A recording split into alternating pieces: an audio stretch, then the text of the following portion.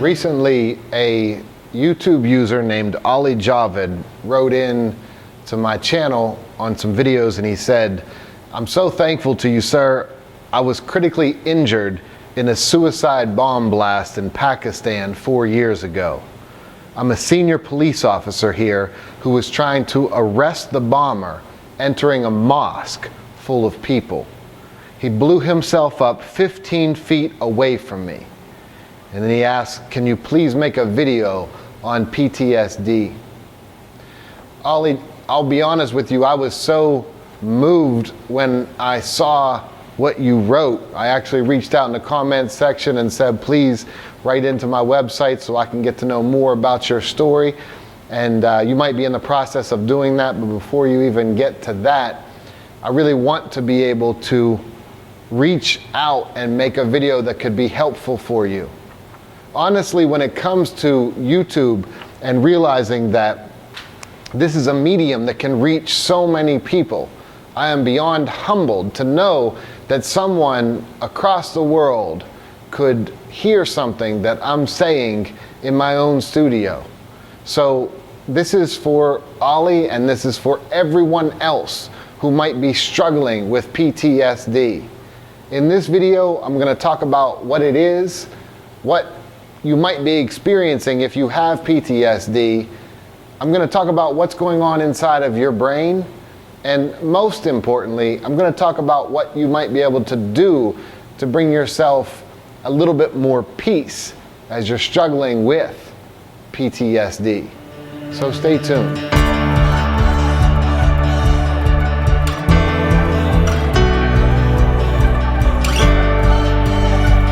If you're new to my channel, I would definitely ask you to please subscribe. If you like this video, please hit like, and I would really very much appreciate if you would share this video. To be honest, to be able to have people all throughout the world who might not have access to counseling services, who might not, for one reason or another, be able to reach out for any kind of mental health support, but can be able to turn on YouTube and find somebody who could give some information that might be helpful. To me, it's absolutely humbling to be a part of that, and I'm blown away by the feedback and the comments that people have been writing in and saying, not only on my YouTube channel, but to the website. So I definitely hope this video helps, and I really ask that you share it if it's helpful with others. So what is PTSD? First of all, it stands for post-traumatic stress disorder. And post-traumatic stress disorder occurs anytime you experience, witness, or are confronted with an event that is so horrific that it might be a near-death experience for yourself. You might witness death. You might have serious injury or witness serious injury. The point is, the event impacts you in a tremendous way. And really, when you experience that event, one of three things likely occurred: an intense fear, or a sense of helplessness, or maybe just flat out horror. And if you were experiencing that as you were a part of this event, then you might be struggling with what's called PTSD, post-traumatic stress disorder. If you're struggling with it, you know that there are certain things that changed. And a lot of times when people have PTSD, they know that something changed, but they don't know what. You might find yourself more agitated. You might find yourself more irritable. You might find that you have a shorter fuse with people around you. You might find that you are re-experiencing the event in your mind, maybe in dreams, which means sometimes you might have trouble falling asleep, or you might have trouble staying asleep. But when you're struggling with PTSD, the first thing to know is this: it's not your fault. It's not your fault that you went through that kind of an experience. And it doesn't make you weaker or less than that you might be experiencing the symptoms of PTSD. Look, I like to refer to things like PTSD as a psychological injury. And I say injury because all too often people who do survive traumatic events, they're obviously tough people to be able to survive it. And sometimes with that tough mentality, especially a lot of the men and women I've worked with who have been in the military, and they are just genuinely tough human beings. But with that sometimes comes the idea that I shouldn't talk about things, or it makes me weak to talk about things. But I like to phrase it as a psychological injury, because if you think about, for instance, an ACL tear in your knee as an injury, you wouldn't think of yourself as weak or less than because you got treatment for your injury on your knee. And in that same sense, I want you to really have compassion for yourself and see it that way, for your brain, for your mind. If you're struggling with PTSD or anything along that continuum, reach out to people because it is worth talking about. Look, no matter how tough you ever become physically, no matter how tough the toughest person is in the world physically, we all only ever have a 3-pound brain. So when our brain is impacted by such a tough, intense event that could cause trauma, then it's not our fault that we might feel this injury. Something that's important to understand about not only what you're experiencing, but what might be going on inside of your brain is this. I've talked about this in other videos, but I think it's a really important concept to understand. I teach that our minds always want to match our bodies. So your mind wants to match your body. So if your body is feeling, let's say, really, really hungry, and when you get really hungry, you can get kind of shaky and you can start to feel mad and angry. And if you don't step back and realize, wait a minute, I'm hungry, then your brain can create a story to match how your body feels, which is why they call it hangry, right? When you snap at your loved ones out of that you're really hungry, and that's all. And think about how many arguments you and I have gotten into in our lives because we were really just hungry. And had we stepped back and just thought, hold on a second, I'm not really upset with this other person. I'm just experiencing hunger right now. But see, our minds want to match our bodies. So they'll race to make up a story to match. And oftentimes, for instance, if we're hungry, our mind might race to make up a story to say, well, this person's not doing this fast enough, or this person's not doing what I needed them to do, or they should be doing this or that, and then we get angry. That point comes along with everything that we might experience. I especially talk about it around anxiety. So with anxiety, if my heart is racing really fast and I feel physiologically anxious, my mind will make up a story to make sense of why I feel so anxious. And what happens is if my body feels this way and my mind makes up a story, my body then gets feeling worse, then there's my mind, and it goes on and on. So let's come back to post-traumatic stress disorder. Let's come back to this intense feeling that you might have if you were to even witness an event that even gives you something close to the feelings that you had during the traumatic event. You could experience what's called memory cues. In other words, when you see something, that memory comes back. And when it floods back, you could get a physiological sense of I'm in danger. And even if you're not currently in danger, your body could feel like you're in intense danger. And then your mind's going to race to make up a story for why you're feeling that way, which could again perpetuate that. So let me help you understand how the brain reacts during any kind of fight or flight situation. We have in our brain something called the amygdala. And the amygdala, there are actually two little almond-shaped parts in our brain that are the center of our fight or flight response. So what happens is, let's say a bear comes in the room, and when I see the bear, my amygdala, my center of my fight or flight response, will shoot a message to my adrenal glands to say, watch out, watch out. And then my adrenal glands will send adrenaline and cortisol through me to get me ready to fight or flight, right? I'm either going to fight it or I'm going to flee.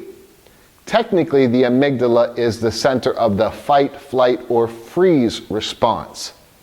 So My amygdala shoots the message, says, watch out. Now let's say that when I look at this bear that entered the room, I realize that it's actually a person in a bear costume. Well, now my hippocampus, my center of memory, is going to send a message back to my adrenal glands to say, calm down, everything's fine. Now watch this. In a brain that hasn't experienced trauma, if I see the bear coming in the room and the amygdala says, watch out, and then I notice it's a person in a bear costume, my hippocampus says, calm down. And in a brain that hasn't experienced trauma, that is a really quick connection between the amygdala and the hippocampus. But if someone has experienced trauma, if you have experienced a traumatic event, then there is often a delay in what's called the amygdaloid hippocampal connection. Now, that's a fancy word, but here's what it means. If there is a delay between the first time my brain says, watch out, and the second time my brain says, calm down, the longer the delay, the more adrenaline, more cortisol is going throughout my body. And anyone who's ever experienced intense anxiety or fear knows that that adrenaline and that cortisol, it feels awful. So for you, if you've experienced a traumatic event, when that adrenaline and cortisol is going through your body, you could re-experience to some extent a memory cue that kind of puts you back in that moment of that really awful, horrible situation. Now, if your body's feeling that, of course, this is kind of like, think about, let me come back to my analogy about being angry when you're hungry, except putting that on steroids and realizing I'm having really intense feelings of fear, and I was in a very real, fearful situation, and that's why my brain is producing this, watch out, and then that delay, and then calm down, which means I have more adrenaline, more cortisol. Now, I take the time to teach that because I believe that if you really understand that, you won't add a story to what you're already experiencing. And also, I take the time to teach that because in that lies the key to something you can do to help yourself eventually feel better. And that is this: self-talk. We all talk to ourselves. And what we say to ourselves plays a big role in how we feel. Again, when my brain experiences that initial watch out, if there's a delay between the watch out and the calm down, one way to shorten that delay is to say things like, I'm safe, I'm safe, I'm safe. Or, I'm okay, I'm okay, I'm okay. Or if it fits better for you, I'm cool, I'm cool, I'm cool. Whatever the words you want to use, whatever fits with you, the idea is if you're not in a life-threatening situation in this moment, but your body feels as though it is, it's really important to say to yourself over and over again, I'm okay, I'm safe, I'm cool. Whatever types of words that help your brain recognize that it is in fact safe. Now listen to this. The more you practice this, the more you can strengthen that connection between that amygdaloid and the amygdala and hippocampus. So now when we strengthen that connection, your brain gets back to being able to respond the way it did pre-crisis. Now, it definitely takes time and practice for that connection to shorten up again. So it's not a really quick thing. Hey, I tried this a couple times, it didn't work. No. What happened to your brain, and depending on the level of crisis that you experience, the intensity of it, means that's how much effort and work you're gonna have to put into saying to yourself time and again when your body feels when it feels like I'm in danger, to be able to say, I'm okay, I'm okay, I'm okay. I'll give you an example of a story of someone I was working with one time. I was working with a guy who was a former gang member, and he grew up, he went through some really traumatic experiences in life. And I was teaching about this whole idea about learning to say to yourself, I'm okay, or I'm safe, I'm cool. And again, we're not saying this out loud, we're not saying it to others, it's just something you're practicing again and again. And this guy, I was running anger management groups, and he had been convicted of a violent crime, he had served his time, we were an outpatient for groups during this, and I taught him this concept, and about a month later he came back and he said, I didn't want to say anything, but I've been practicing this all the time. I keep saying to myself, I'm safe, I'm safe, I'm safe. And the other day I was in the store, I was like in a convenience store, and this guy bumped into me. And normally it shoots such anger through me, but all of a sudden I just said to myself, I'm safe, I'm safe. Like that, all that happened was somebody bumped into me. And the guy actually apologized to him, and he said, that's cool, whatever. And that might seem like a small moment to you, but that was a huge moment to him because he spent his whole life being reactive because he had struggled with going through so many traumatic experiences when he was young. The point is, this can work. It can help you. It doesn't make everything perfect. It doesn't make your life cruise, but it is a way for you to start to rebuild that connection between your fight or flight response and your memory to kick in to say, I'm safe. So self-talk is huge. That's one big thing that you can do to start to get some help around what you're experiencing. The next thing you can think about doing is in addition to practicing your self-talk, saying, when you're safe, I'm safe, I'm safe, I'm safe, over and over again to yourself. In addition to that, I would strongly invite you to begin to practice meditation. Now, there are many different ways to meditate, and I will definitely do not just one or two, but I'll do multiple videos down the road on meditation and different types of meditation.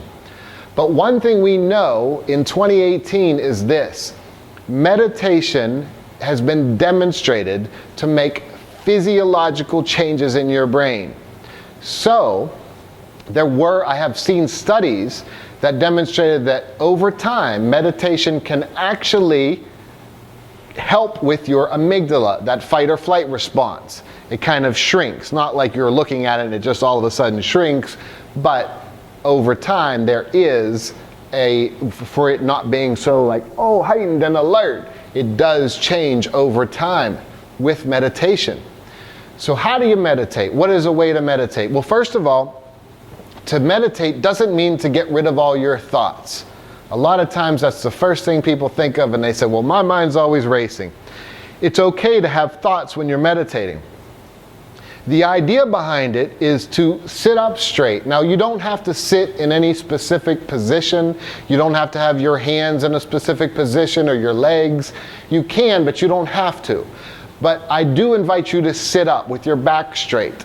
The reason why I have you sit up with your back straight is it kind of initiates or ignites your reticular formation, which is your center of alertness in your brain. So there's a difference between meditation and relaxation. In relaxation, you're lounging, you need that time, that's wonderful. But in meditation, it's an active way to kind of help with, in many ways, exercising your brain. So remember, I said at the onset, no matter how tough you are, you only have a 3-pound brain. But you can strengthen that brain through things like meditation. That's kind of exercise for your brain. So if you would sit up and you would focus on your breath, focus on breathing in the present moment, right here and now. And maybe your thoughts will come by, and that's okay. If your thoughts drift by, your thoughts drift by. But what you do is you almost watch them, almost like you're watching a boat on the river go by. So your thoughts come in, and instead of fighting them, you kind of watch them and observe them. So in the type of meditation that I'm talking about for this particular video, it's you becoming an observer of yourself, an observer of your mind. You're not trying to fight it or think this or that or turn your thoughts off. You're simply observing your thoughts. Sitting still, I always say this to my daughter, a still body is a still mind.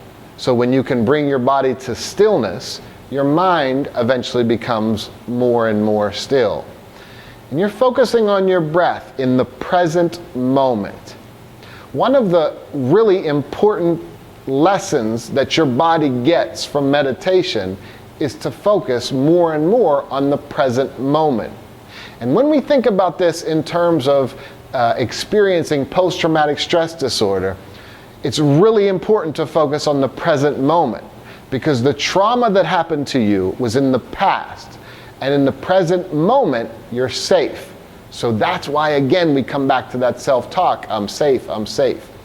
So being able to meditate for a few minutes a day, ideally, I've seen some studies that demonstrate that 5 minutes of meditation a day for even 6 weeks has been demonstrated to make physiological changes in your brain. But let's say 5 minutes is too much for you right now. Maybe start off with 2 minutes until you feel comfortable, and then eventually up it to 5 minutes. If it ultimately you could do it for 10 minutes, that would be great. But right now, the important thing is to be easy on yourself, because with post-traumatic stress disorder comes a tendency for people to be really hard on themselves. It's one of the reasons why so many people turn to drugs and alcohol to mask how they're feeling. They think, I shouldn't be feeling like this, or there's something wrong with me for feeling like this. So to mask that, they often turn to drugs and alcohol. What I would invite you to do is this: instead of turning to that stuff, which only adds to the problems that you're experiencing, I would invite you to talk to somebody. Find someone in your area you can talk to, a mental health expert, a counselor, if there is a religious person that you want to speak with, but to get it out, to get your thoughts out. Because all too often, when we don't tell people what we're thinking, in our mind, our thoughts could get bigger and bigger and bigger, and we could really experience inner turmoil. So being able to sit down with someone and get those thoughts out is important. Self-talk, saying to yourself again and again, I'm okay, I'm safe, I'm cool, something like that. Meditation, taking time to have a still body, to have a still mind, and being able to talk to someone. All of these things are very important steps in helping you if you're struggling.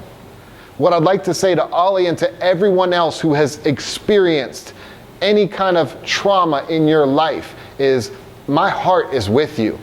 It was not your fault, whatever happened to you, and you are amazingly strong to be able to have survived and to be in the spot you're in now. So please be easy on yourself. We give compassion sometimes to others, but we don't give it to ourselves. So my hope is that you begin to give compassion to yourself.